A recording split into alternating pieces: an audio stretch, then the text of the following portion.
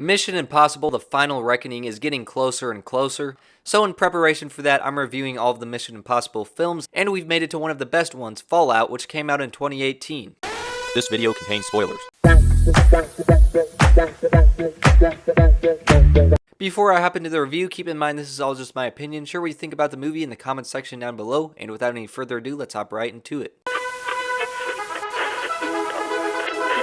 So this movie does a really good job of connecting to Rogue Nation, the film right before it. It takes place about 2 years later where the IMF is trying to stop this nuclear threat, and it does a good job of having a lot of the fun that you get from the previous movies, just with the dynamic between all these characters, and then it also knows when to get dark. It's one of the better films in this franchise when it comes to that balance, and I would say like the first half hour of this movie is very action-packed, and then it does slow down a little bit, and there are just multiple points throughout this film where it definitely does slow down, although typically I wouldn't necessarily say it loses its steam. There are a few small moments here and there that aren't super interesting, like maybe it's just exposition and stuff, but there are also some great moments where there's not too much action, but you can still feel the tension and there's some great plot twists. And I would definitely say towards the end of the film, the stakes get higher for a reason that I'm about to address.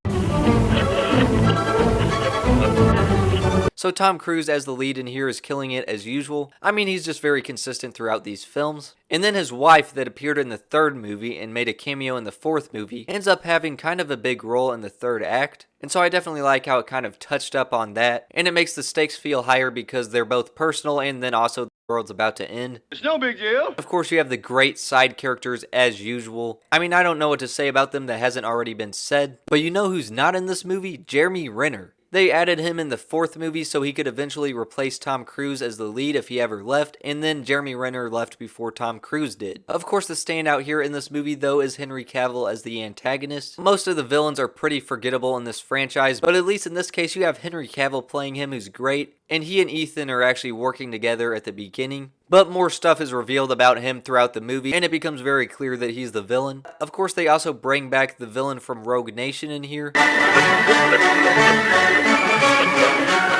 Just like any other Mission Impossible film, there's going to be some great action. And so you have the typical gunfights and that kind of stuff, as well as some vehicle chases. And there's just a lot of practicality in here, a lot of impressive stunts.